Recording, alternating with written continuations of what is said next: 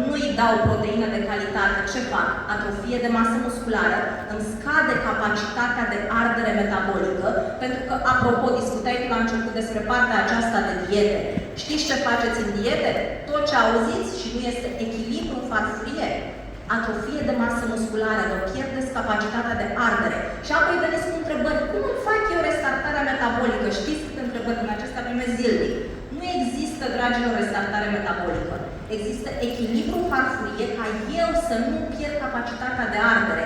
Eu singur mă faultez prin neconsum corect proteic și atunci învățăm să personalizăm cantitatea aceasta de proteină, pentru că este implicată, să știți, nu doar în structurile musculare. Absolut întreg interiorul vostru este structură musculară. Tot ce înseamnă partea de organe interne, tot ce înseamnă partea de hormoni, enzime, absolut tot conține structuri proteice.